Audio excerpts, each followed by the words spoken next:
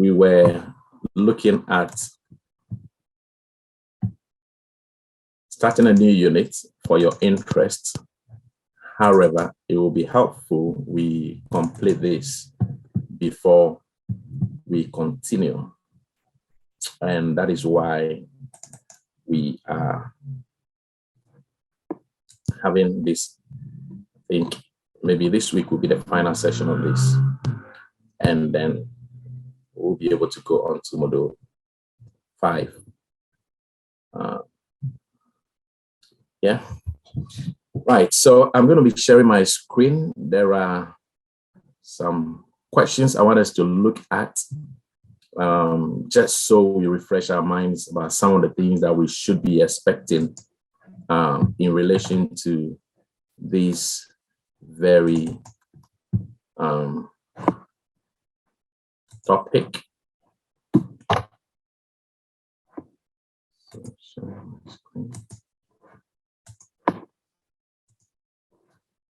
Now, the aspect of this unit on safeguarding that it's quite technical, that we're looking at the moment is Mental Capacity Act, the Mental Capacity Act, and the Deprivation of Liberty Safeguards. We call that DOLS. So DOLS is an abbreviation for Deprivation of Liberty Safeguards. What that means is where a service user's liberty or freedoms could be deprived them. Under what circumstances could their rights and freedoms be deprived? What laws guarantee that? And how a health and social care professional would need to do that. So that's part of what we're going to be looking at. It's quite a long subtopic. And so I would do my very best to go as fast as I could on it. However, if you have any questions or contributions, you could ask or make them as we go along. Okay. Now, the questions that border on this subtopic. Okay, let me stop this and share this out. They are under learning outcome 3. Learning outcome 4. Learning outcome 4. So I'm going to look at them from here. So we have learning outcome 4. We have assessment criteria, assessment criterion 4.1. This 4.1 describe links between consent, risk management, and safeguarding.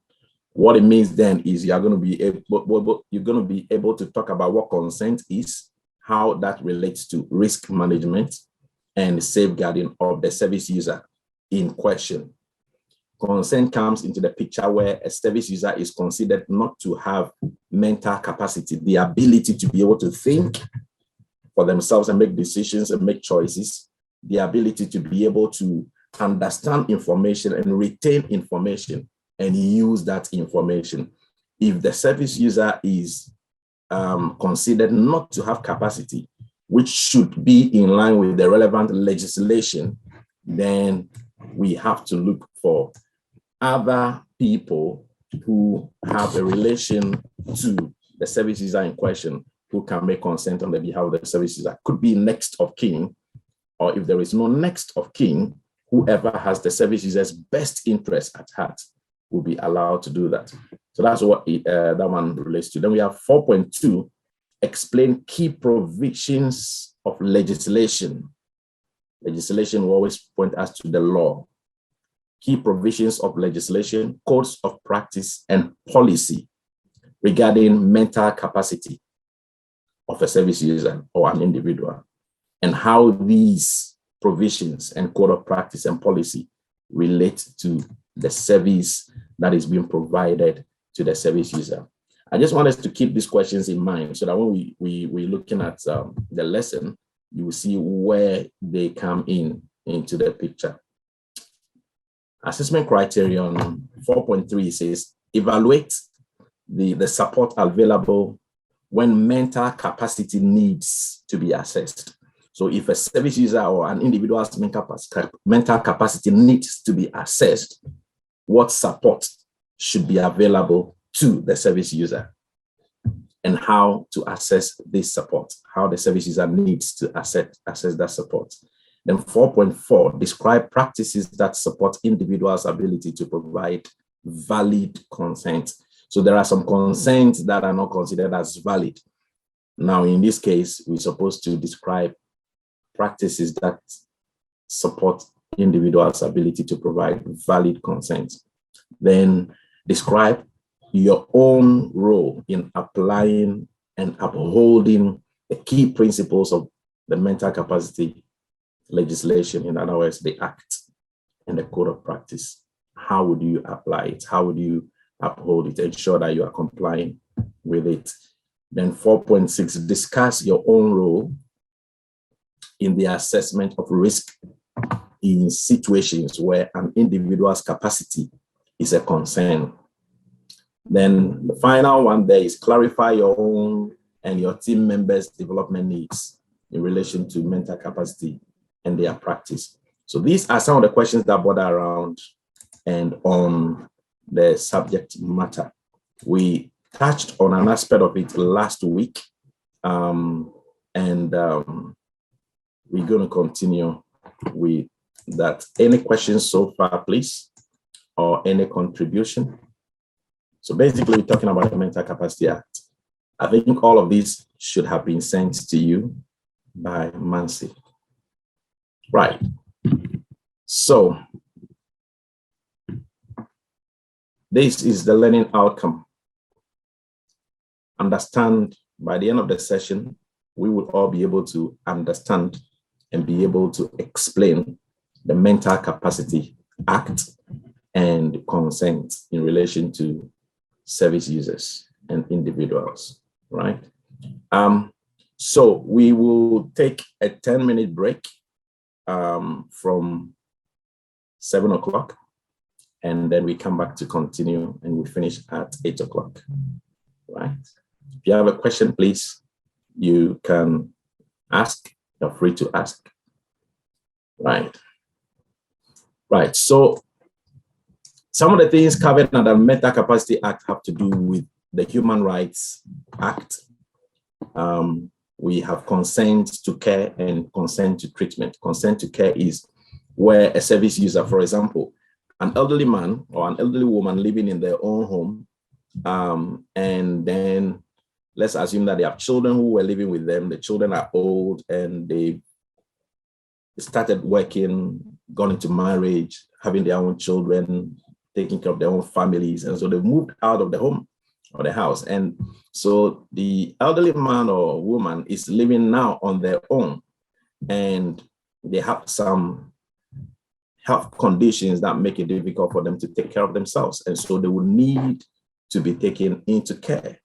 Now, the care may relate to maybe a 24-hour care where in most circumstances where they can't do anything for themselves, or they rely on care providers, for example, support workers, care workers, to provide for their personal care, etc.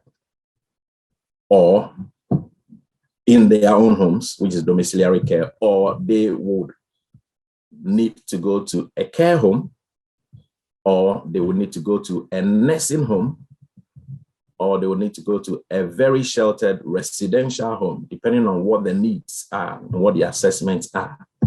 Now, they cannot be taken into care without their consent. No one can just make that decision and say, okay, mommy, you need to go to a care home or residential home. No, they have to consent. They should be able to say, yes, I agree, I will go.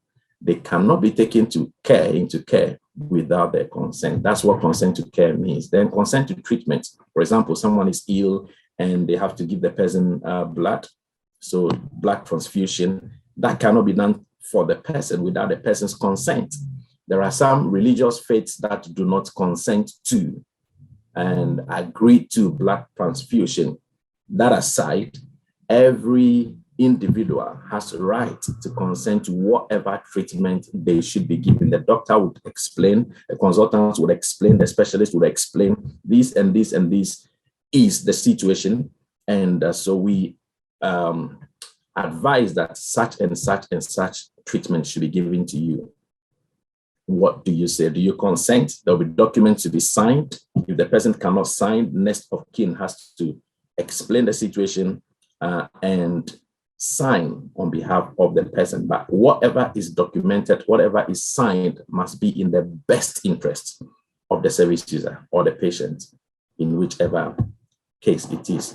The next thing there is assessing capacity, support decision making. So how do service users, how do we assess, how do we examine somebody's capacity? Then best interest decision making, like I've explained already. And then we have restraint and restrictions, then deprivation of liberty, right? So those are some of the things that we'll be looking at. I'll be going a little quick because we have a lot to cover. All right, so what do you know about human rights? Who wants to tell us something briefly about the human rights or the Human Rights Act? It's also called right to autonomy. Anyone? Okay, right, so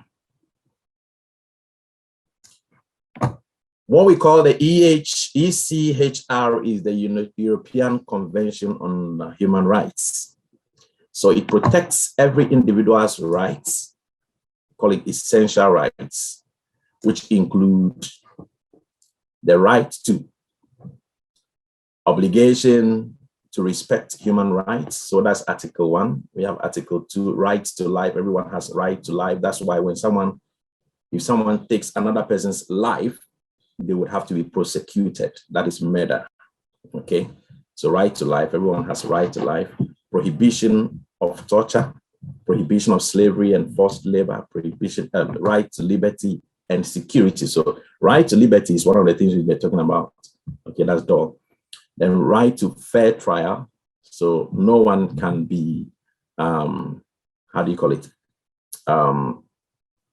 Put to prison without being given a fair trial. Everyone has a right to fair trial. So the person has to be arraigned before court, and whatever it is, due process has to be followed. And then no punishment without law. That's all related.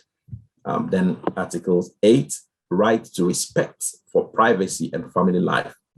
These are rights. It's not everyone who knows these rights, but in most cases, patients know these rights. And so you, the healthcare professional, need to know the rights. So to ensure that you don't infringe on a service user's right under any circumstances, otherwise the law will take its own course and you will find yourself in trouble. And in the same way, if you're an employer, it's your responsibility to train your staff to ensure that they all understand what these mean and what their roles are, to be able to be within the confines of the law in applying them. Then we have freedom of thought, conscience, and religion. So everyone has freedom to think what they want to think, say what they want to think, and say what they think, and say what they want to say. Freedom of religion is also there. Freedom of expression, freedom of assembly and association, who have the freedom to gather and meet, provided they're not breaking the law. Right to marry. These are some of the essential rights enshrined in the European Convention on Human Rights. Okay. So every other thing that has to do with mental capacity and consent are based on this. And it's very important, like I said, for all health and social care professionals to know them and to promote them for the people that we support. Right.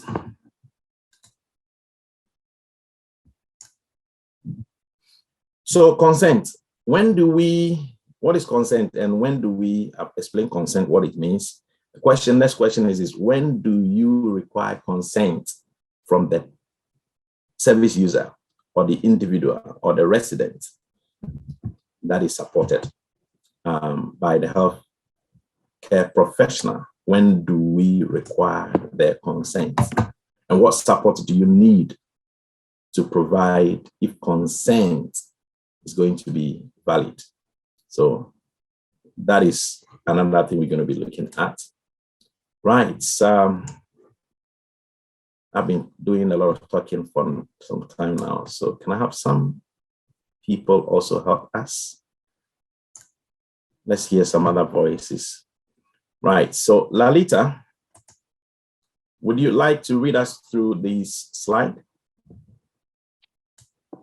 Consent, role of professionals. Yes. To give valid To give valid consent or permission, the person needs to have information about the decision, free choice to make the decision without being unreasonably pressured or forced, the mental capacity to be able to consent or refuse. Right, so that is consent. For a service user to make a valid consent or give their consent to care or to treatment, these three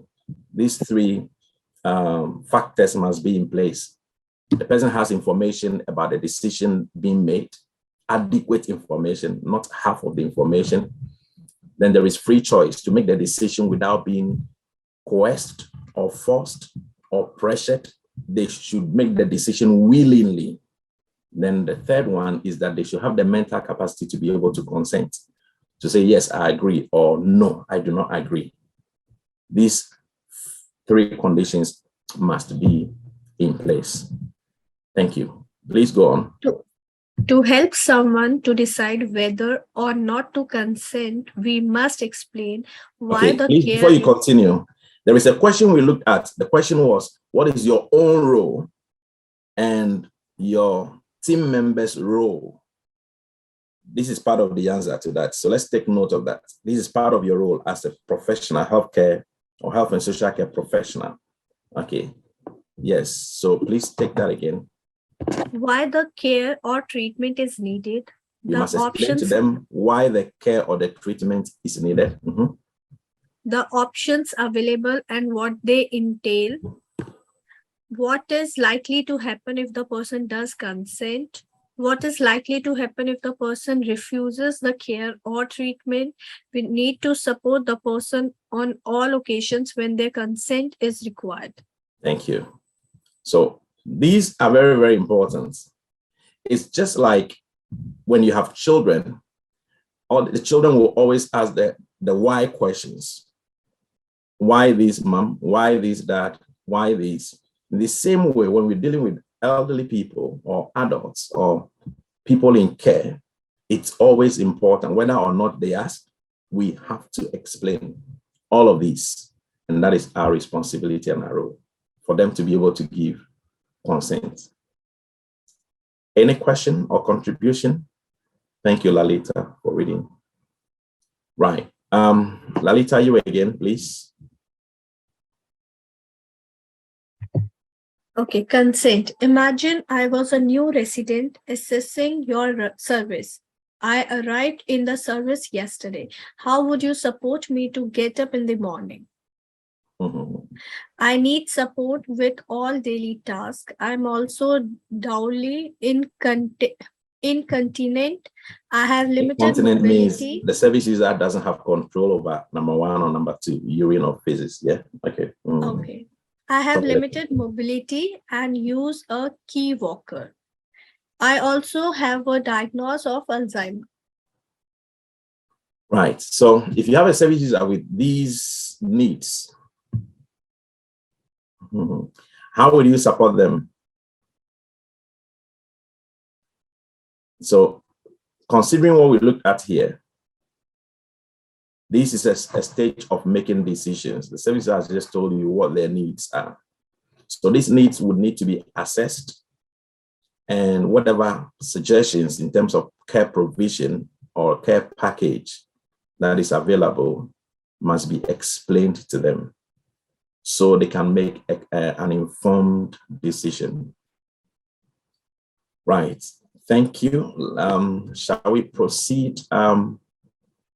Richard, please, would you like to take us through the next few slides?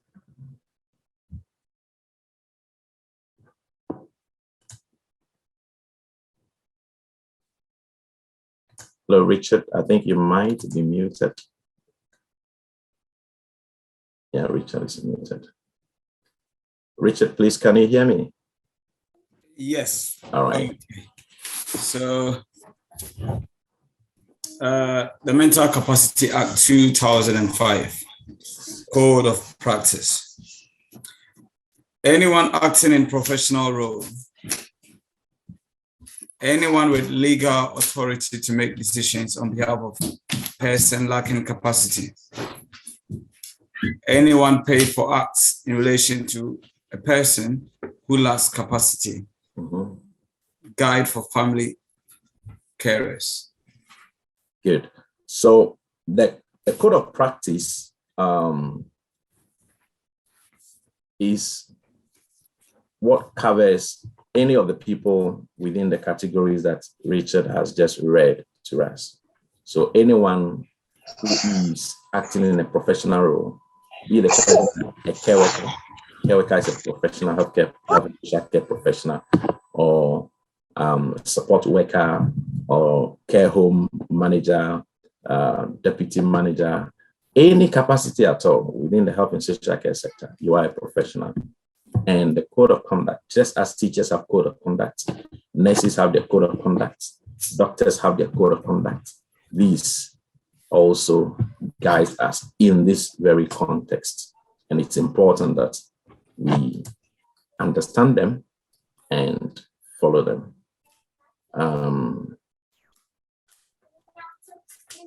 All right, yes, sorry, Richard, you again, please. Introducing the MCA. That's Mental Capacity Act, yes.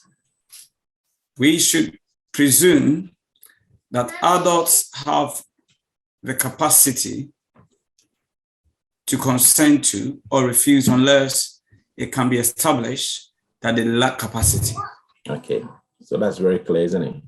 We should presume that everyone has capacity. Even you could see it obviously that this person may not have capacity, but you can't make an assumption. We should always presume that everyone has capacity unless it's established. It can only be established after an assessment, a formal assessment, which is very, very important.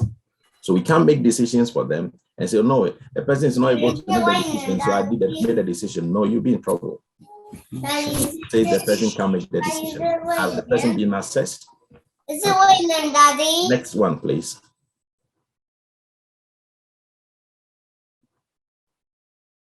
Yeah, yes, Richard, please go on. Each assessment of an individual. Don't worry, we understand you have children around. Okay. Okay. There's no water, okay? Just leave it. Each assessment of an individual's capacity should relate to a specific decision. Yes. 3, Mental Capacity Act Code of Practice stipulates that individuals should never express an opinion on a person's lack of capacity without carrying out a proper examination and assessment. Yes, so professionals, we should not make any assumption and express any opinion until, a thorough assessment has taken place. Thank you. The last one for Richard, and then we'll get you off the hook. So sorry, sir.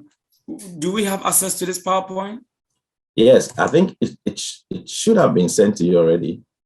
Maybe I need to check my email again. I don't think I have. Yes, please. Yeah. Okay. Now, Mental Capacity Act. To understand the Mental Capacity Act, you need to understand the 5 principles. Okay. So what are the 5 key principles? Let's go into it straight away to save time. Yes, take us through. So 1. Sorry, yeah. So 1, presume capacity. Means presume that the person has capacity. The person can make a decision. Yes. 2, practicable support. The person should have support available to explain things and make sure the person understands what is required. 3, unwise decisions. Okay, so we should allow for any decision, correct decision and incorrect decision from the individual. Allow the person to make whatever decision they want to make. An assessment will be made at the end. And all of these will be measured. Yeah. Next one. Best interest. Every decision must be in the best interest of the service user. Less restrictive. Okay, so the less restrictive measure must be taken. So we're going to be looking at all of these in detail. The first principle, thank you, Richard, for reading us through that.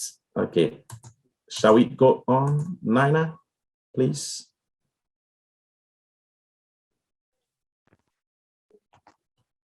Mental Capacity Act, Principle 1. Yes. Okay.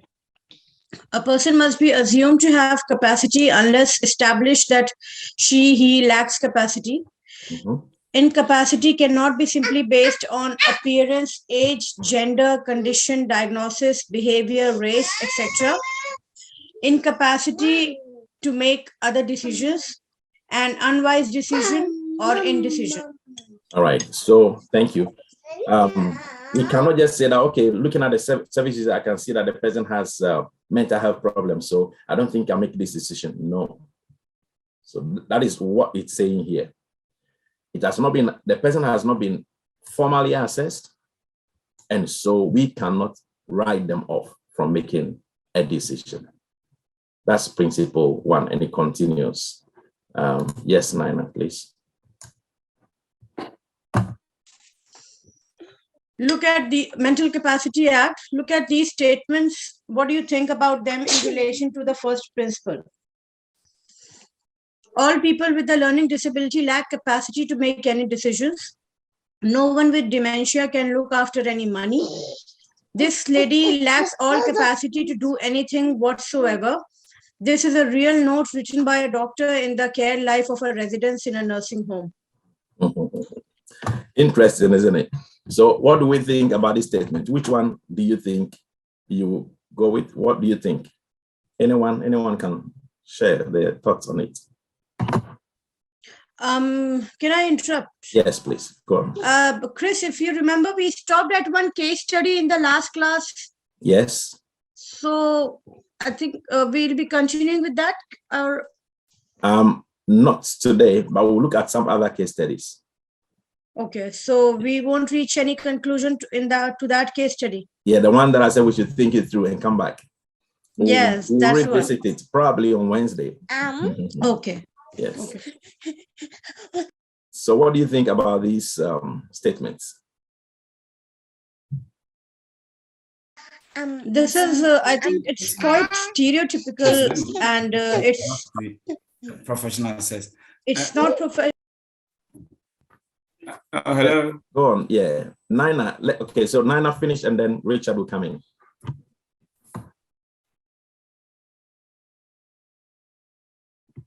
Yes, Nina.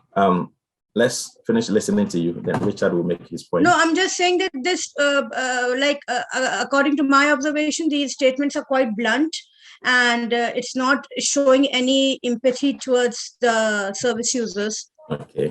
And it does lack some kind of professionalism, because it looks like it's a very stereotypical statement for the mentally, suffering people. Very good. That is a very fair, observation. Thank you, Nina. Yes, Richard. Now, I think we've established, according to the Mental Capacity Act, yes, that mental capacity can only be established by qualified professionals. Yes. And all these statements are presumptions. despite the doctor writing notes, the doctor, hasn't got the accreditation to be able to certify, unless it's a mental health doctor and they've gone through proper assessment. So all of these phrase statements are all presumptions and they are not professionally certified. So therefore they are all wrong. Thank you. Thank you very much. Yes, so you and Nina are both correct. There's something I want to point out. Right. Now, this statement is very important to consider in everything that we're going to be talking about in relation to mental capacity. Each assessment of an individual's capacity should relate to a specific decision. Now, that's important because even though a doctor in the care home may have written something in relation to a specific decision in the life of that service user or that individual at some time past in their lives, it doesn't apply to another decision on another occasion necessarily. So relating to the decision on the table, a new assessment would need to be made of the person's mental capacity, because people's health conditions change from time to time. And that's why we receive treatment. People take medication. It is assumed that whatever treatment the person is receiving, the person's health or condition would change or improve over time. And so in support of what you and Nina said, it is very important that we don't make presumptions. Thank you very much. Well done. Yes, Nina, please continue. Mental Capacity Act Principle 2. Yes. Supported decision. A person is not to be treated as unable to make a decision unless all practice steps to help him or her to do so have been taken without success. Yes, so every practicable step, every necessary step must be taken before a decision is made. Thank you, Nina. Wow, so let's go on. Shall we have Flora, please.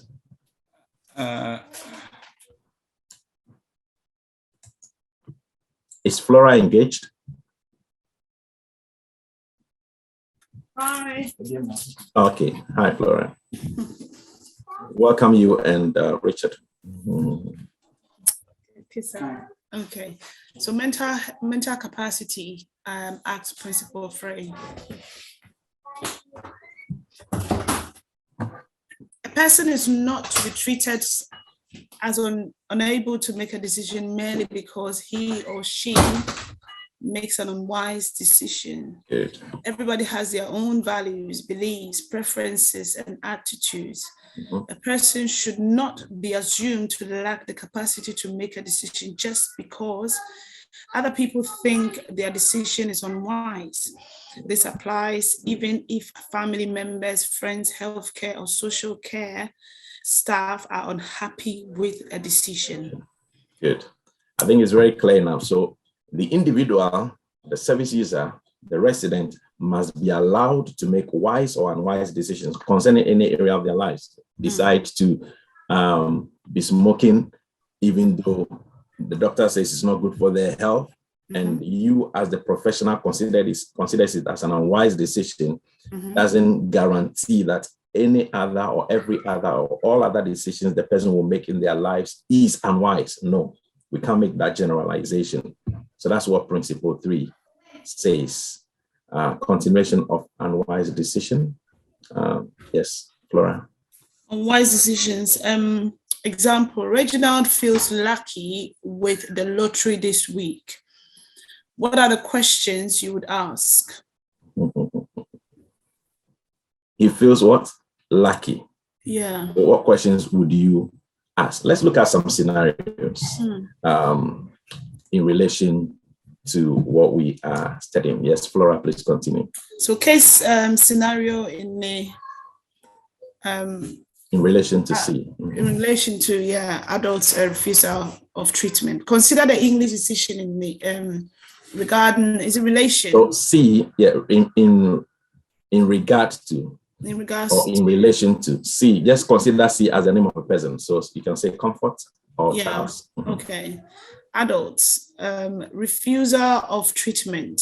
C was a patient at a secure hospital.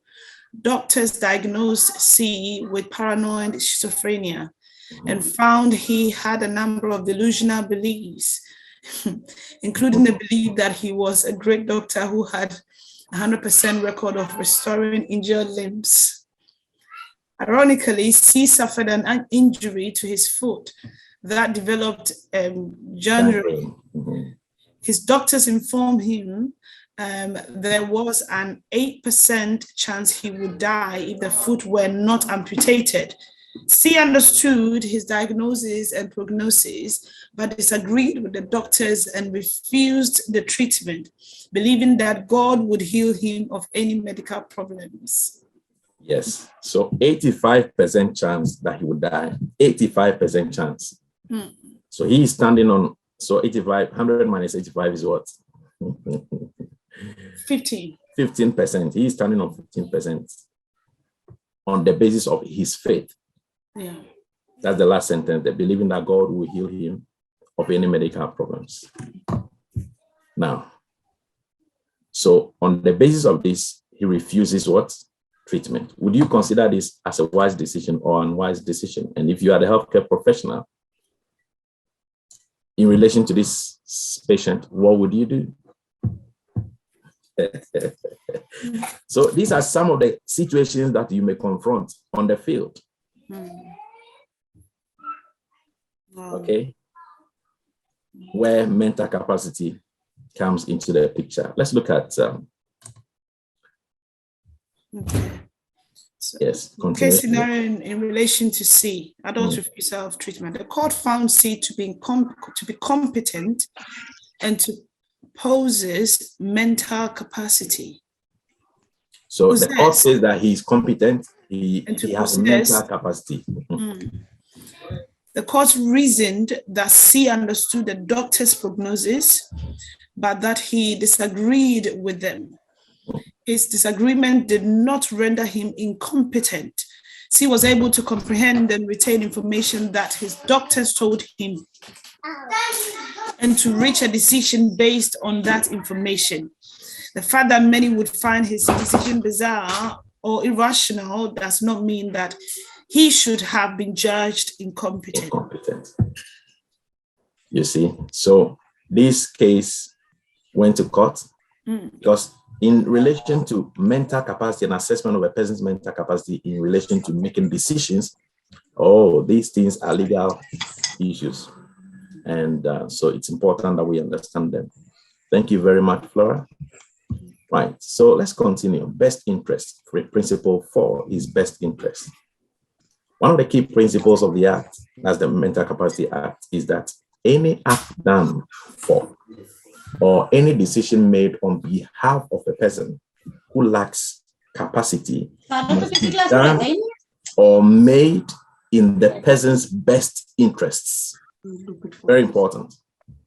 That is the same whether the person making the decision or acting on behalf of the person is a family or a carer or a paid care worker or an attorney, a court-appointed deputy or a healthcare professional, or whether the decision is a minor issue, no matter how big or small, like what to wear, okay, what color of dress or clothes to wear, or a major issue, like whether to provide a particular healthcare. These decisions must be made in the best interest of the service user, whoever is making the decision. It must be made in the best interest of the service user. So talking about the best interest of the service user, you have to consider a lot of things. Faith, belief, values, all of those things must be considered. Question is where would you find all of those things? You have to go into the history of the person, look at a person's care package, which will have a lot of things that have to do with their wishes, their preferences, sometimes even the will that the person has made to make sure best interest decisions are taken. Very important. So when you are making your evaluation, you have to refer to the principles of Mental Capacity Act, and you use that to, make your evaluation. Then we have the less restrictive. Lalita, I'm coming back to you, please. Yeah, sure. Mental Capacity Act, Principle 5, less restrictive, where there is more than one option. It is important to explore ways that would be less restrictive or allow the most freedom for a person who lacks capacity to make the decision in question. However, the final decision must always allow the original purpose of the decisions or act to be achieved. Yes. Hope it's clear enough. What it's saying is that we have to be able to explore ways that will be less restrictive and give the person more room, allow most freedom for the person who has the capacity to make a decision in relation to the context of the issue at stake or being decided on. It's very, very important. So that is principle 5. So how is capacity assessed? How do we assess a service user's capacity as to whether the person has capacity, can make a decision, or does not have capacity? Lalita, please continue. Yeah. The two-stage assessment of capacity. For all assessments of capacity, or as we will call it, supported decision-making, you will use a two-stage assessment. Anyone assessing someone's capacity to make a decisions for themselves needs to assess. Stage 1. Stage 1, Part 1. Anyone assessing someone's capacity to make a decision for themselves should use the two-stage test of capacity. Does the person have an impairment of the mind or brain, or is there some sort of disturbance affecting the way their mind or brain works? It does not matter whether the impairment of disturbance is temporary or permanent. Okay. So I think that's very clear. So the first stage is you want to find out if the person's brain is functional or the person has brain damage.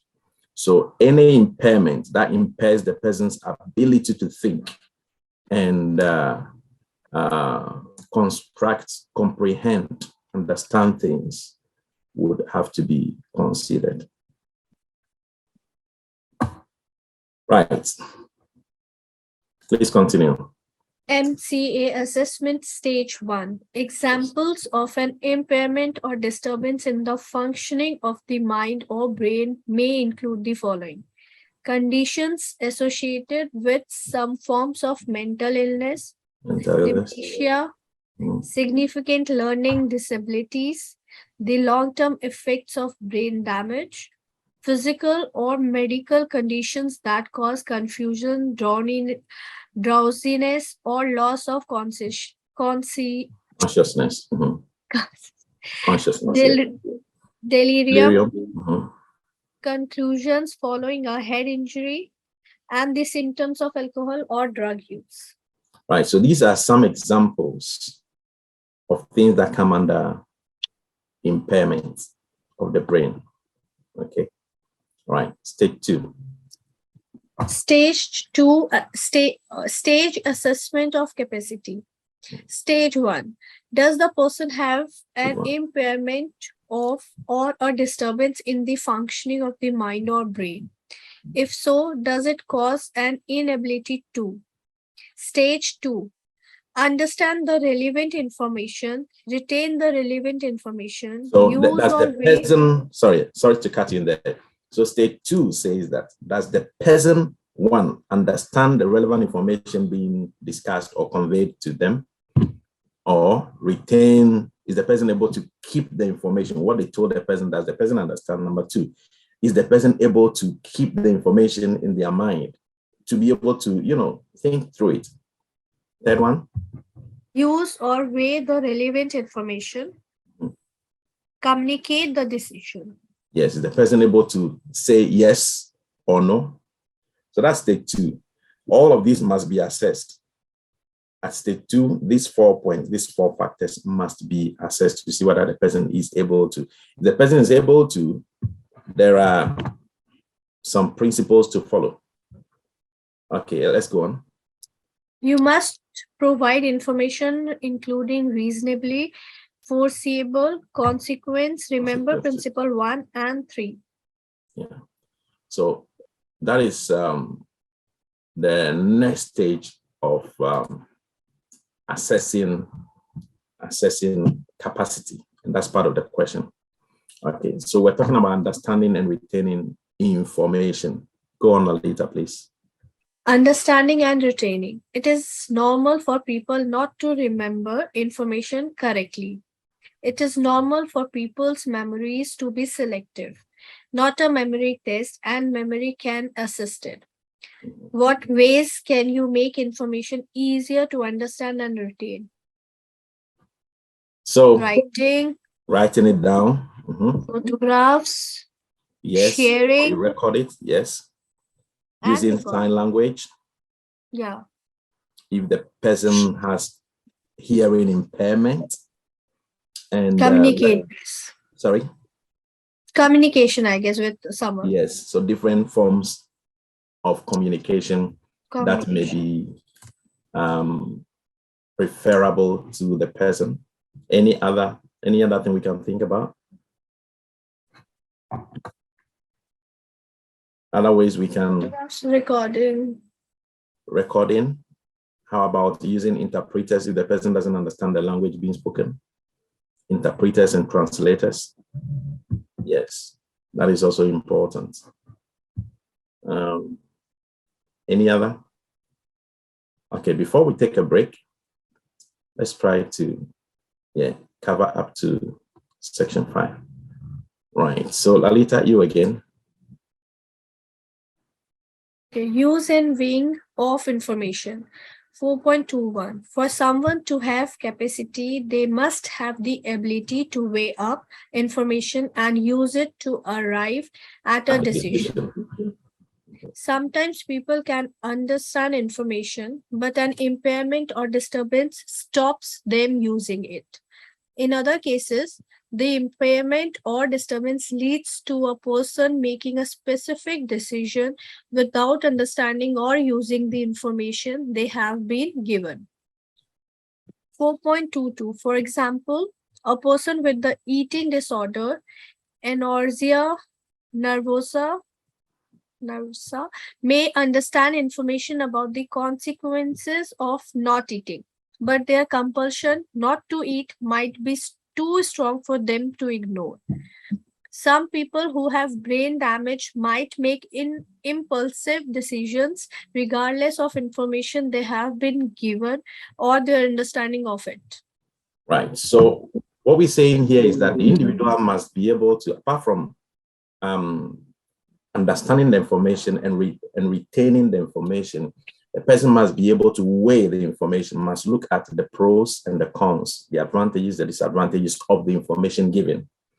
So in this case, the information must be clearly explained to the person for the person to understand. It's not just you give a form to the person and say, read it and sign. No, it's very important for the person to be able to use and weigh the information very well in order to be able to make a decision, a valid decision. All right. Yes, please go on. Communication, storytelling. In your peers, decide who will be the storyteller and who will be the listener. Storyteller. Take a minute to think of a story about your childhood. You are going to tell this story to your partner. However, you cannot use any words. You may use gestures or pictures. Think about how you are going to do this. What are the important events in your story? Who else does it involve? What emotion would you need to convey? Listener, you are going to be told a story about the storyteller childhood. However, the storytellers cannot use any words. The story can only be told in gestures, pictures, sounds, and mimicry. Mime. Yes. So We would have done this if we were in a classroom environment. I would have paired you up. One person will be the storyteller, the other will be the listener. Now, this is meant to see how much information we can retain and as to whether we can understand what the person is saying without words. And it helps us to see how people who have some kind of health condition are able to handle information, whether they are able to handle it well or not well. It helps us put ourselves in their shoes to be able to see how they are thinking, because you, the healthcare professional, you are sound, you are well, but the person you are taking care of is not that well. So it's easy to think, no, they should understand things the way I understand things. They should be able to make the decision as easily as I'm able to make the decision, but it's not always that easy. So this is what this pair activity helps us to do. And I believe having thought it through, you can begin to see that picture that we want to paint there. Any question or any contribution before we continue? Are we gaining something from this? This is, if you're going to be working in the health and social care sector, you will always meet this. And that's very important, not only for academic purposes, but also for professional practice purposes. Very, very important. All right. It's almost 7 o'clock. So shall we take a break for 10 minutes? Maybe you want to attend your children, have a drink, use the washroom, and then we come back. We come back at 10 minutes past 7. Is that okay? Okay. Yeah, thank you. sure. So please don't leave the call, just mute yourself. Thank you so very much. Thanks, Richard.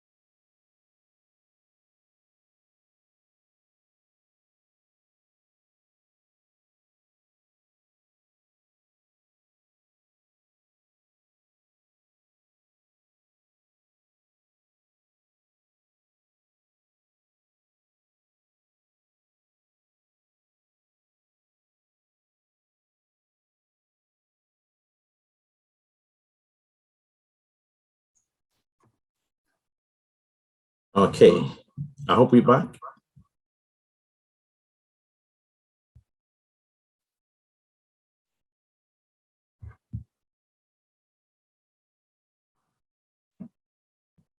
All right.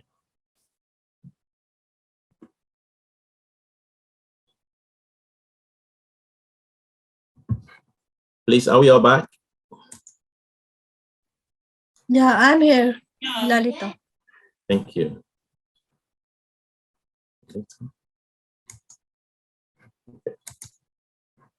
Right, so we're going to continue. Like I said, we have a lot to cover under this.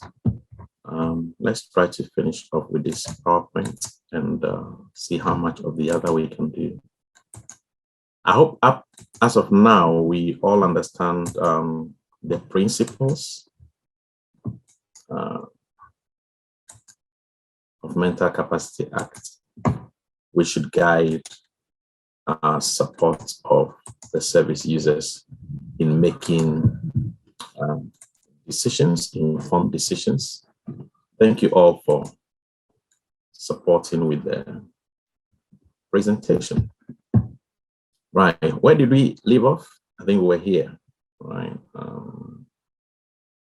Okay. Right, so let's go on.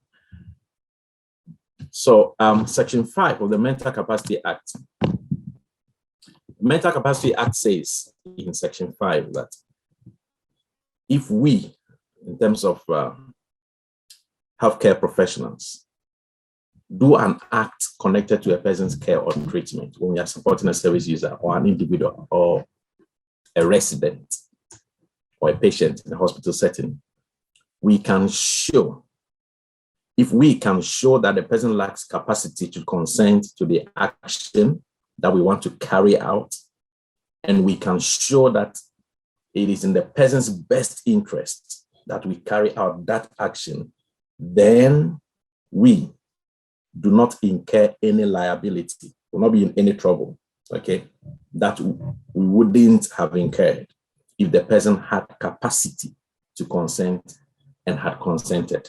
What it means is that if we have evidence, enough evidence to prove, in this case, legally, that's what we are talking about. But if you don't have any legal evidence, the person has not been medically assessed and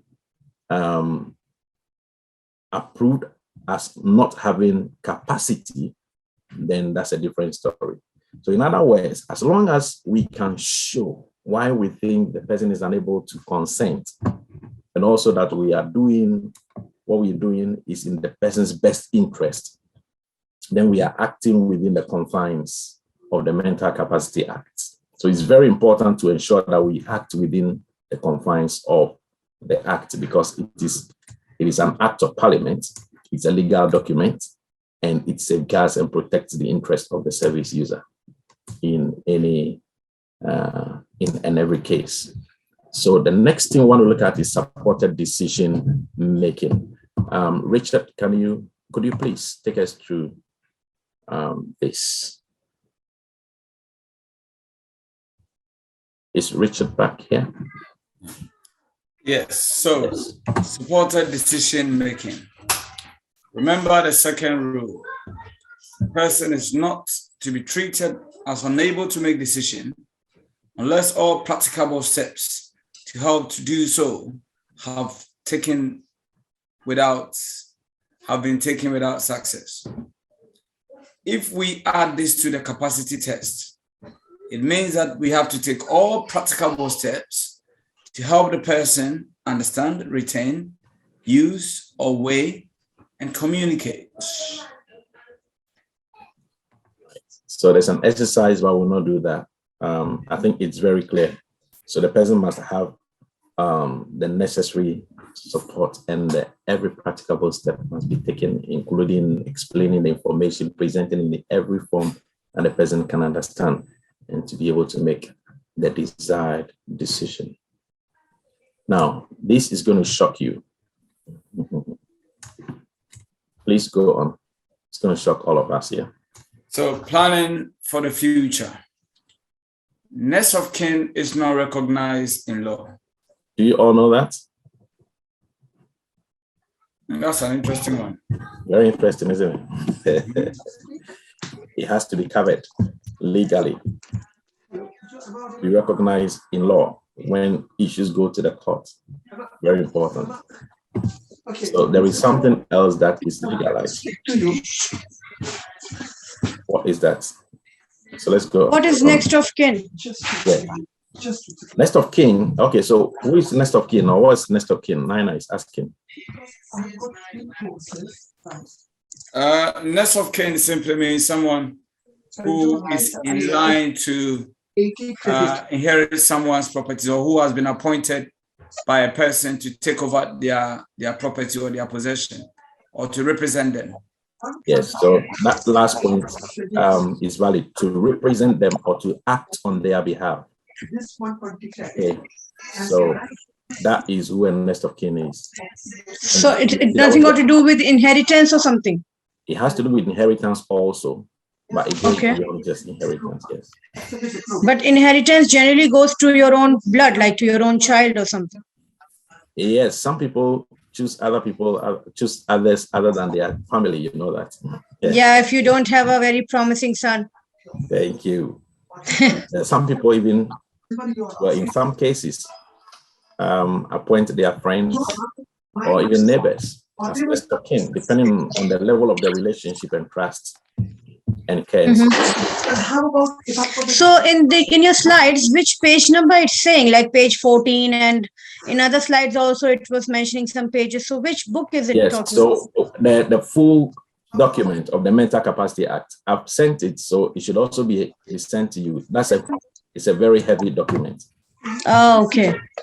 So do we get that as a soft copy or like what? Soft copy. Everything has been sent across already. You'll send the whole book as a soft copy. Everything has been So sent. do we need to go through that?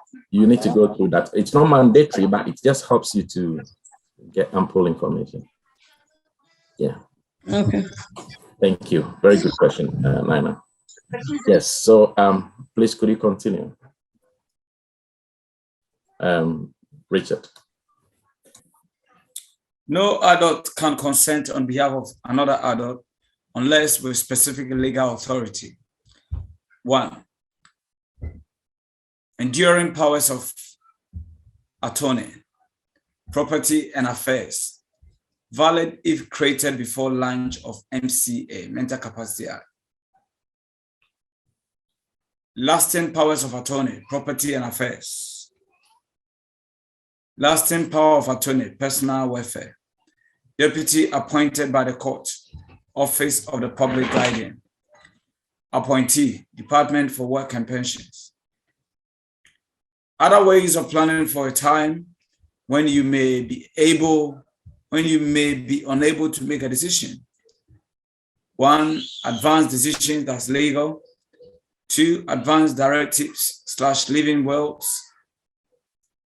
That's non-legal, not legal. Okay, so we're going into law now. And these are some of the things you encounter when you work in a hospital setting or in a care home, particularly when it comes to when a service user is coming to the end of their lives. So these are some of the things that are considered as legal, enduring powers of attorney, things that Richard has read through. So all these are legal documents. So the individual gets a lawyer who does this, and it is signed. They appoint someone as their attorney, either with enduring powers of attorney, or that has to do with property affairs. All of those things, they are all indicated there. Then there is another one called advanced decisions. Advanced decisions, most of the time you find in the hospital, when somebody will make advanced decisions. It's a legal document that is there, whereby the person says one of these things, that peradventure I am coming to the end of my life where I have any life-threatening crisis, that I need to be given blood transfusion. I don't want to receive blood, even if my life depends on it. It is an advanced decision. And there's legal documents.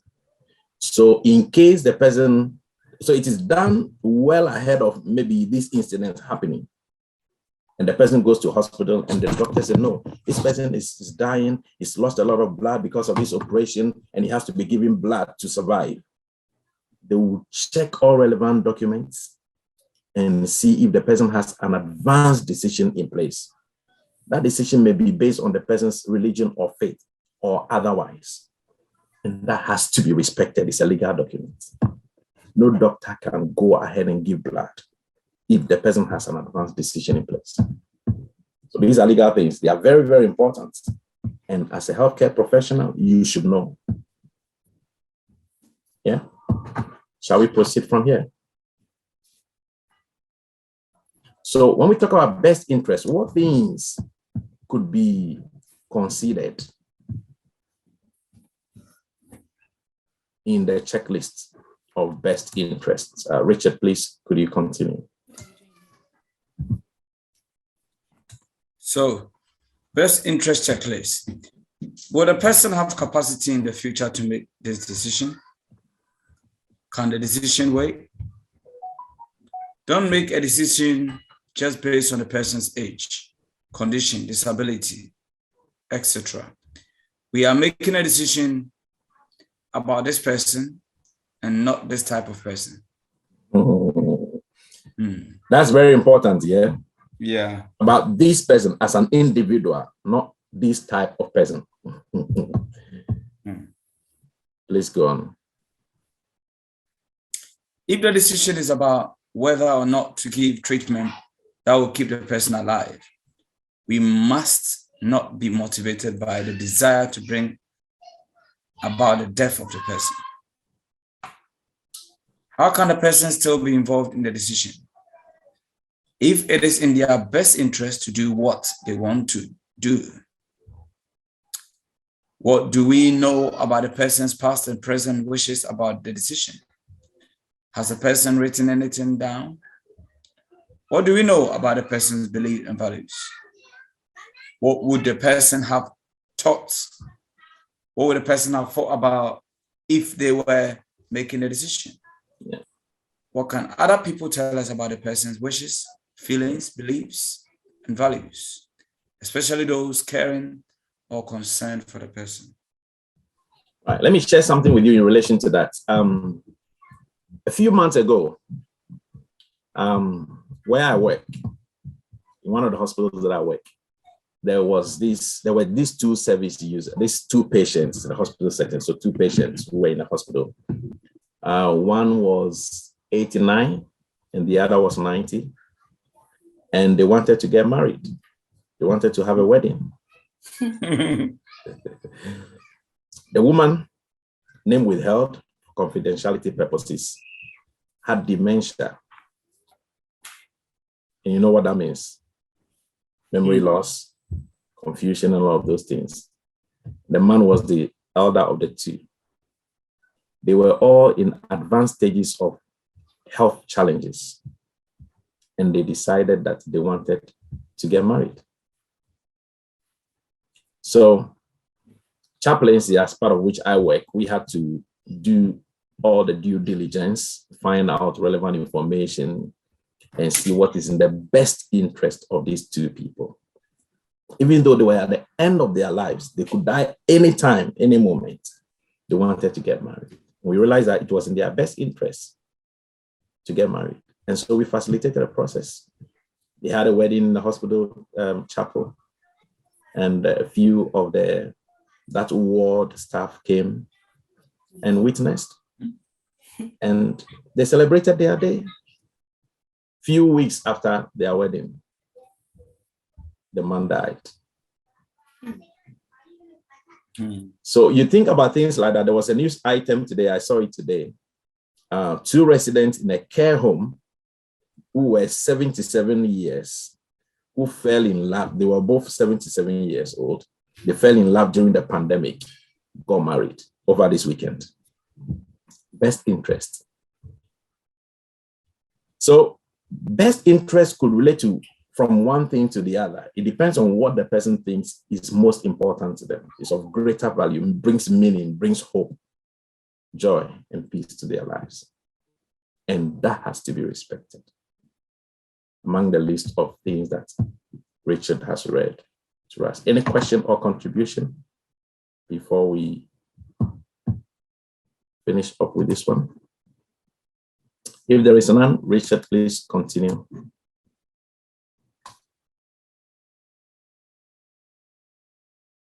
Advocates. Okay. Independent mental capacity services. Now, does the decision relate to serious medical treatment or long-term accommodation change or safeguarding adults process or a care review?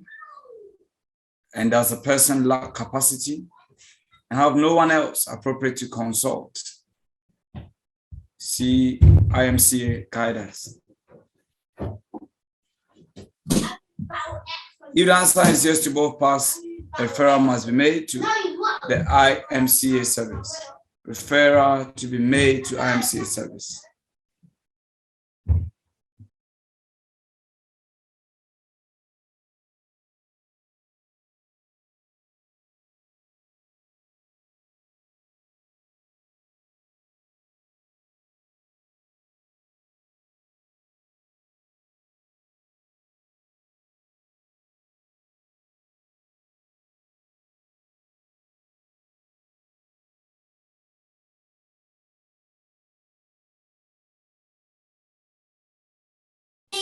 I think you are muted. We can't hear you, sir. I'm so sorry. Oh, so you didn't hear all that I said. So the independent mental health advocacy, capacity advocacy services, they provide advocacy services for service users in such circumstances.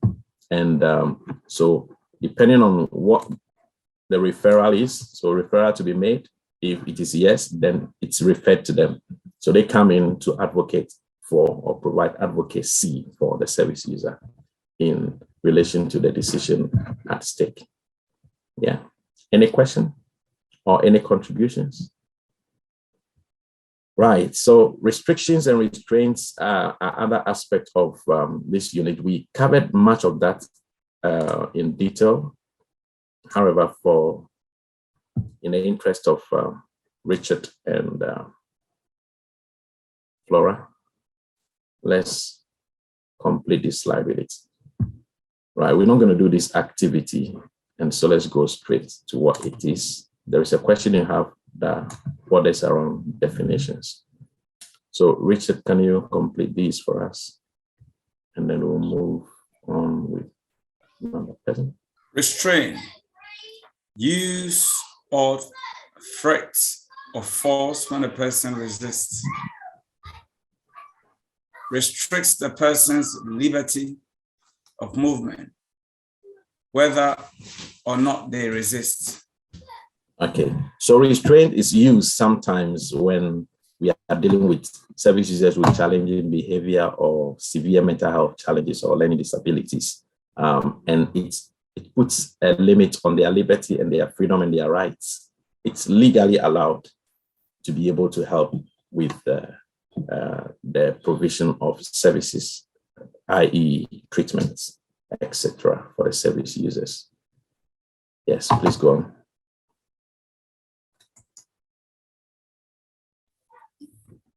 Yeah, any action intended to restrain a person who lacks capacity will not attract protection from liability unless the following two conditions are met.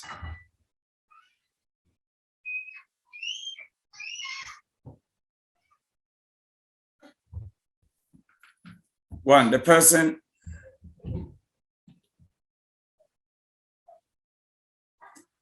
taking action must reasonably believe that restraint is necessary to prevent harm to the person who lacks capacity. Two, the amount or type of restraint used and the amount of time it lasts must be a proportionate response to the likelihood and seriousness of harm.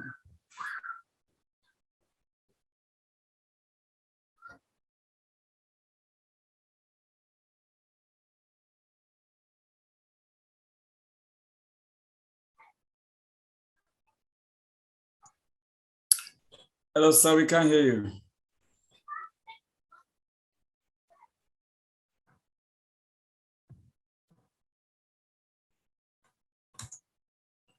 Sorry. Yes, so that is restraint. And it's important to know when to apply it and when not to apply restraints. Let's look at this scenario. Take us through, Richard.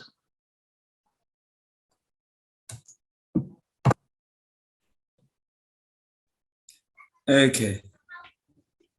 Restraint and care plans. Yes. It became clear that the level of physical restraint being used by carers in Y house was greater than acknowledged in the care plan, and indeed even in an amended care plan. As Baker J. noted, in supplemental submissions, M. Butler Cole, on behalf of the official solicitor, submitted that in any case in which physical restraint is used in the care of an incapacitated adult, any physical intervention, whether considered to amount to restraint or not, should be recorded in the care plan, maintained by the service provider and monitored by the statutory body responsible for commissioning the person's care.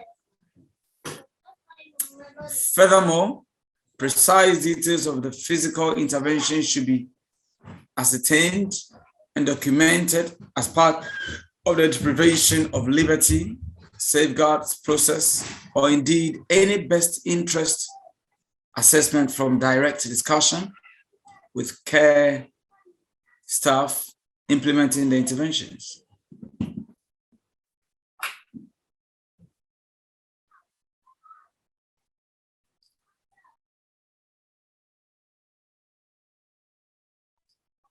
Oh, hello, sir. Hello. I was reading and I was on mute. I was on mute. Hello, sir. Sorry, my apologies. I was muted. Right. So, what do you think about this restraint and care plan scenario? Richard, what are your thoughts on it? You ready to ask? Yeah, so I mean, I think it's important that whatever restraint you are putting in place, you keep a record of it, especially for legal purposes. That is the key word, for legal purposes. It protects you in the event of anything going wrong. And if we don't explain why we did what we did and the full extent of what we did, and a different version of the story comes, maybe from the service user, but you have not documented anything, then you can find yourself in court. Yeah. Fighting legal battles, losing money, losing time to go to work, and all of those other things. So it's very important. Sorry to cut in there. You want to continue what you were saying? I just wanted to explain that legal fact that you mentioned. No, I think it's exactly that, because if you go to court and you are defending yourself, you need to rely on evidence. And what did you write down as the steps you took? What exactly did you do? And why did you do that? There must be a document with all of those information just for your own interest. True. Thank you so much. Any other point of view or contribution to that?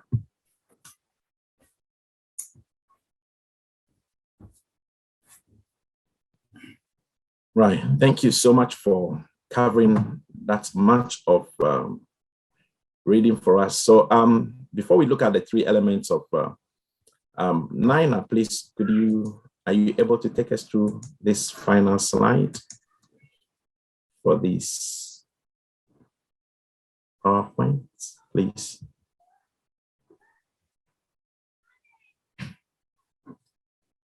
Nina may be muted. Yes, Nina, you muted. Okay, so let's have Lalita. Yeah, I'm here. Sorry. Thank you, Nana. Yeah, I was speaking, but I was muted. Sorry. I don't know what's happening today with everyone. Yeah. Okay, so I have to read this picture. Yes, please. Okay, in a sense, the incidence of restriction and restraints, the erosion of autonomy for the service user. Yes. So if we are using higher level of restraint, it means we are taking away the freedom of the service user. Basically, that's what it means. And we're going to look much more into. I didn't understand what I read. Okay, so we talked about restraints. Yeah, that I understood. Yes. So there are different measures and levels of restraints. So, for example, one maybe it's like what we do for the children in school, where we say they put them in detention. So the detention means that they are losing some freedom. They are, whereas their friends are on break, they are not having break time. They are locked up, maybe having to do some reading or some other things. So their freedom is taken away. Now, so a similar thing happens in the health and social care sector and setting, depending on the severity of the service user's situation. If it has to do with challenging behavior, where the person is beating all other service users there or the staff, different levels and measures of restraint will be used to take away the person's freedom and liberty so that whatever is happening would not continue to happen. There are times the person could be locked up as well. We looked at some of that previously. So different things could be done. When it comes to physical aspects, different things could be done as well. Security could be called, a lot of those things. So what we say is that the greater the incidence of restriction, so if you are using a higher level of restriction, you are taking away a greater amount of the person's freedom and liberty. That's what we call autonomy. The person's freedom and liberty is taken away from them. That's the service user. Okay, does it make sense now? That's why you have the plus here. The plus here is the greater measure of restriction. Can you hear me? All right. Am I audible? Yes, you are audible. Okay. And the less freedom the person has. So what you see here, what you see the cursor, that's minus. So the higher the measure of restriction you are putting on the service user or restraint you are putting on the service user, the less freedom the service user has. Okay. It becomes clearer. Let's look at deprivation of liberty. That's dolls. So Nina, please continue.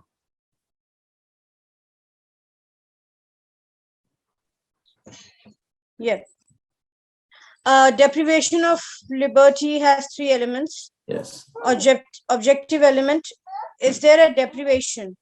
This part has two questions, which are is the person not free to leave under continuous or complete supervision and control? So supervision and control. Part of the restriction is the person, controls will be placed on the person. So the person will be supervised so that everyone has rights to life, freedom of movement. So where you are putting restrictions and supervision on the person's movement and freedoms, that is a level of restriction. But it ranges from one to the other, depending on the severity of the person's condition. Okay, please go on. Subjective. Subjective element. Does the person lack capacity? That is, person cannot consent because they do not have the capacity to do so to that confinement. Yeah. And then the third one. Imputable to the state. Are the arrangements made by the public body? Yeah. So depending on where it stands in relation to the person, being objective or subjective or immutable, then the state can come in, the government can take over the decision. So that's where the court comes in, and the court places an injunction when every other thing is exhausted. So in summary, these are some of the things we have looked at today. We're looking at the principles of Mental Capacity Act. We shouldn't assume that the person doesn't have capacity. We have to provide all practicable help, respect the decision, whether we consider it as unwise or we think that the person is incapable. We have to make sure the decision taken is in the best interest of the person, and the less restrictive option should be taken. Okay. Any question before we go on to the next presentation?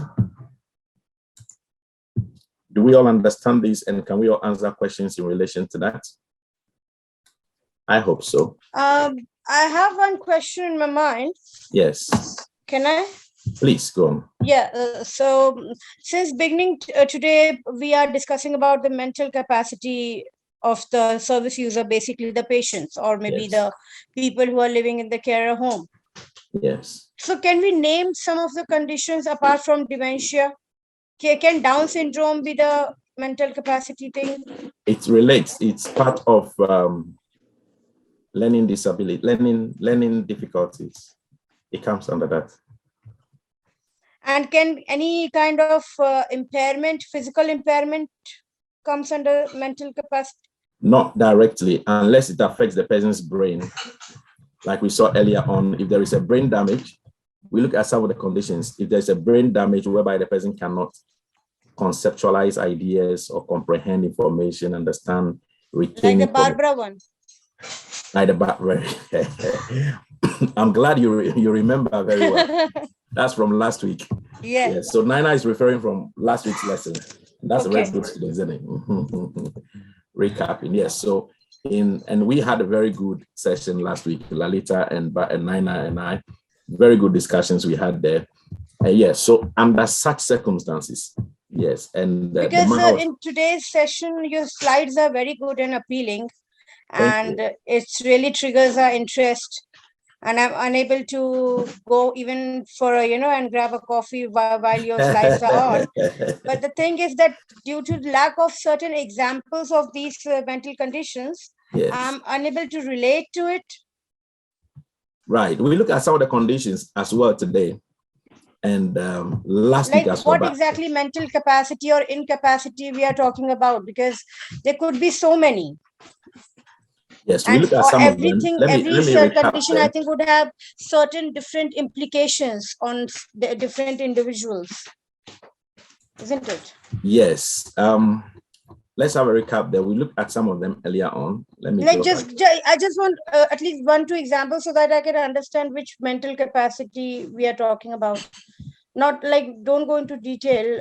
I believe you need to finish it off today. So these are some of them. Examples of impairments. We look at some impairment. Okay. These are some of them. Not entirely an exhaustive list, but some of them. We talk about long-term effects of brain damage. Anything that can affect stroke is also one of them. We looked at that last week as well. Certain, there was this service user that I went to visit a ward. I was visiting a certain patient. And then when I went to that ward, this service user wanted to talk to me. So it was a stroke ward. So I approached, very nice man, sat up in his bed. I sat down on the chair to listen to him. And he wanted to talk. He wanted to talk. You can see that he's making every effort to talk, but he can't speak. Why? The stroke affected his brain and affected his speech. He can't talk. You see, he's doing everything. His tongue is moving in his mouth, but he can't speak. Are you with me? So it's not that the person lacks capacity here. In such a situation, what do? You give them other options of communication, like we looked at when Lalita was reading. You give them other options of communication. They can write what they want to say. So the fact that the person can't speak doesn't mean you write the person off. You have to explore. Richard was reading something earlier on. A lot of avenues and see what options are there. If the person can write, yes, let them write. But sometimes stroke can also affect the hand, you understand? And the person may not be able to write, may not be able to speak. So what other options are there? You have to explore sign language, different things. So it's not that straightforward, but everything has to be explored, and you have to have evidence to be able to ascertain that this person is not able to make a decision.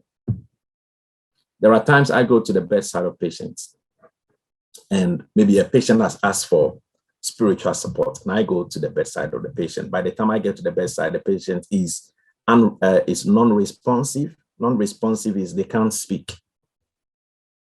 In different situations, I use some means of communication with this patient. Sometimes I try to communicate and try to have them confirm and affirm things with their body language. So sometimes it may be facial expression. There was a time I was able to put my finger into the palm of a service user, and I said, if you mean yes, squeeze my hand, my finger firmly. Yes, and the service user did it, squeezed, so he could hear, just that he can't speak. And then he squeezed my finger firmly. And for me, that confirmed to me that the service user needed the service that they called for. You understand? So you have to use different means of judgment and explore as much as possible to be able to ensure that you give them the opportunity to make the decision that is in their best interest. It's very important. Nina, does that answer your question? Yes. Nina? Yes. Okay. Thank you. All right. So there are other aspects of the Mental Capacity Act. How you ensure that you meet the Mental Capacity Act. What are the requirements in doing your work? How do you ensure that you meet these requirements? Nina, you were reading, isn't it? So let's assume you are working in a workplace, maybe a care home or a residential home or domiciliary care setting or whichever, and you are taking care of some service users. These are some of the things that help you to be compliant. Okay, so when it comes to, there's a question that says, what are your own role and your team members' roles? This is one of them. I have to make sure that I'm compliant. Compliant with what? All of these. With the regulation. I have to be compliant with the policies, your workplace policy in relation to Mental Capacity Act and consent. The rules, the standards. When we're talking about the standards, we are talking about professional standards. And here you have to talk about the Care Quality Commission standards, the law, that's the legislation, and different things. You have to be very transparent. You have to make sure you document what Richard read earlier on. You document whatever happened. So you are transparent, you are communicating information. Very important.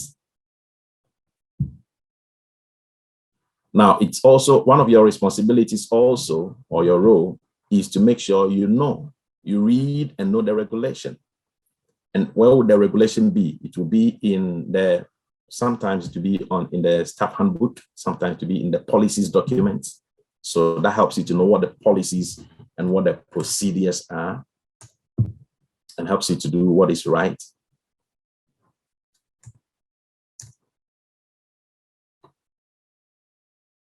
Please take note of this. Let's all read this through silently.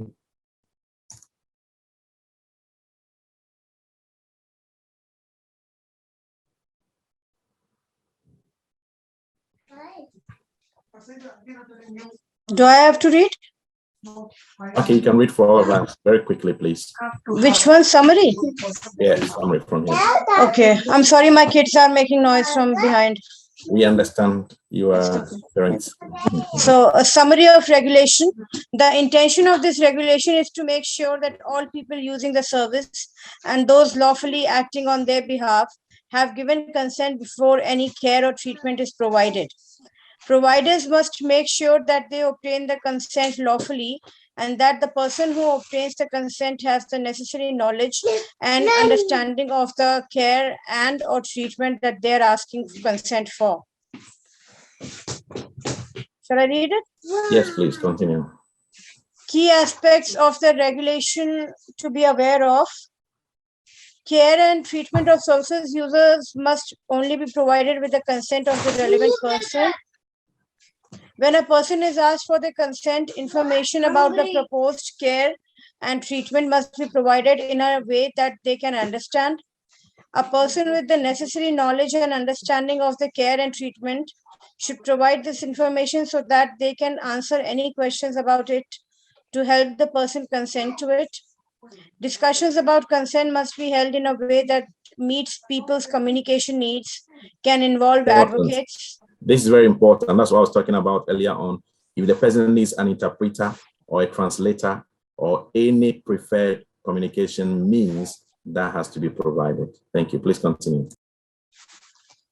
Consent must be treated as a process that continues throughout the duration of care and treatment, recognizing that it may be withheld or withdrawn at any time.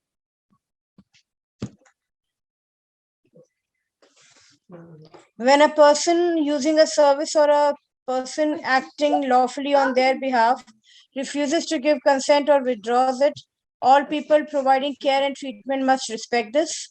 When a person lacks mental capacity to make an informed decision or give consent, staff must act in accordance with the requirements of the Mental Capacity Act 2005 and associated code of practice. Consent procedures must make sure that people are not pressured into giving consent, and where possible, plans must be made well in advance to allow time to respond to people's questions and provide adequate information. Areas where we may need to assess capacity and obtain consent: to receive care and support in ways outlined in their care and support plan, to receive support with their personal care, to receive support with their medication. So we don't just jump and make decisions for the service users. We have to make sure that they are carefully assessed, their needs are carefully assessed. With the elderly people, as we age, things change in our bodies. So we may have visual impairment because, then hearing impairment, then this body, the bones begin to become weak, the body becomes frail. So they may not be able to climb stairs, they may not be able to do a lot of things that they used to do for themselves. This is why the assessment is important. So we will not just say, okay, you are getting old and so we do this for you, put this here, put this. No, they have to be assessed and communicated to them. Okay, so because of this and this, we advise, we propose that so and so and so be put in place for you. Are you okay with it? If they say no, we have to respect. So all of this, including medication and treatment, very important. Yes, please continue. Nana. Okay, certain other areas are to receive support with their finances, Yes. to agree to the information being shared with third parties, to agree to the service taking and using photos of them. Yes, we don't just do any of these things without their consent. And you know that if you're working in the health and social care sector, you don't use your mobile phone to take service users' pictures. It is against the law. And your workplace policy may also prohibit that, using your personal mobile or personal devices to take photographs or record anything, image or video of service users. It's very important. You have to know what the policy is before you get into the habit of doing that. Otherwise, you find yourself on the wrong side of the law. It is very, very important. Okay, so for the next few minutes, please just take note of this. Is it big enough for you to read out? If not, let's all read it. Okay, We'll go through it when you pass the slides. Yes, if you can read for us, that'll be fine. Can you? We can go through it when you share the slide with us, isn't it? Yeah, I'm sure it's been sent to you by Mansi already because I sent them. Yeah, so we can go through it. Yeah. Received it, sorry. Oh, okay. I would cross-check with Mansi if she has sent it to everyone, because I did send these to her. Yeah, so the care and support plan is updated, particularly in relation to what the needs are, what the assessed needs are, what has changed, what is being maintained, and all the services to be provided accordingly for the service users. And it's important to read the care plan of the service users when you go in to know what their needs and their preferences are. These are reviewed from time to time according to the changing needs of the service users. Some of them, their health may be improving. Some of them, their health may be deteriorating. And so these are reviewed and assessed and updated, and new things included in their care package accordingly. And this has to be taken note of by all of us. And so as the needs change, different things change as well to adapt to their changing circumstances.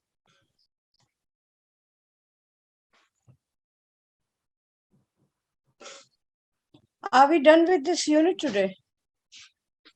Yes, unless anyone comes with anything that has to do with questions. So on Wednesday, we're going to look at the questions. So on Wednesday, you'll be giving us the assignment for this unit. Yeah, you have the assignment already, but I'll be giving you the assignment template. You have the assignment brief already, Nina. Assignment brief, yeah, we don't have assignment sheet. Assignment template that we'll discuss on Wednesday. Okay. All the questions. Yeah, I can see that you are eager to study assignment. That is good. No, I'm just scared to see the length of this unit. So how long the assignment will be? It's a very long unit, but there are 2 learning outcomes you don't have to write for. That's a good thing there. So this is one of the, it's a sample assessment, mental capacity assessment form. It may look like this, where you tick yes or no, yes or no. And these are things that best interest, the best interest decision was arrived at. So if the decision is made, doesn't mean it covers every part of the person's care. No, it's only relevant to this particular decision, maybe about medication, or decision about mobility, decision about personal care. So different decisions may be taken in relation to different things that relate to the service user's best interest. So please, you have a lot of reading to do on this unit, and I encourage you to take time and read. Now, when you read and you know it, it helps you because you gain a lot of knowledge, you gain a lot of understanding, you develop some skills in doing your work and becoming a professional at what you do. And then you're also able to answer the questions and achieve this unit. So I'll encourage you to make sure you read through all the resources that are sent to you. Yeah. Okay. 2 final questions, if there are any, before I end this session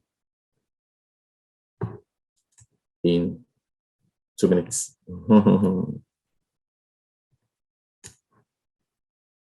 Is there any question? Flora? Yes, sir.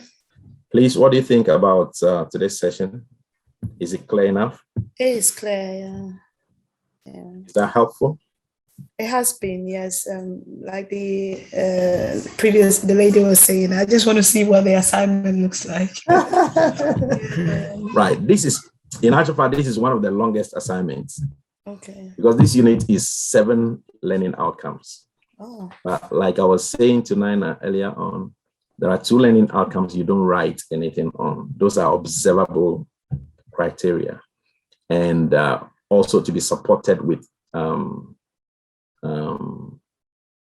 how do you call it, work products, sometimes some policies and other things. If you're already in health and social care work or related, there are documents from workplace you can use to support this and to meet the requirements. So that's the good thing about it. Yeah. Okay. Lalita?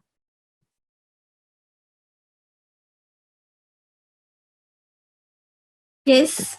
Okay. Any question from your side, please? No. Thank you. Thank you all for the engaging session and your contributions in presenting this. So we'll see. Wednesday lesson is just 1 hour, and that's where we look at the questions. We'll go through the assignments, try to break it down for everyone to understand what is required in each question.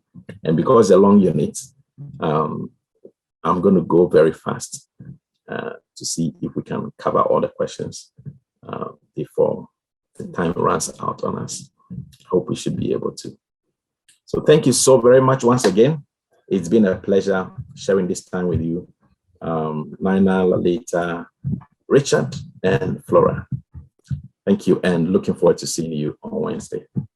I will follow up on Mansi in relation to those who have not received the resources, the previous ones and those sent today. It's quite a large file will be sent to you. Yeah. Thank you once again. Thank you. Thank Thank you. you. Thank you.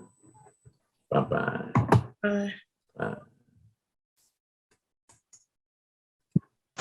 Bye, Chris. Bye, Nina. Bye.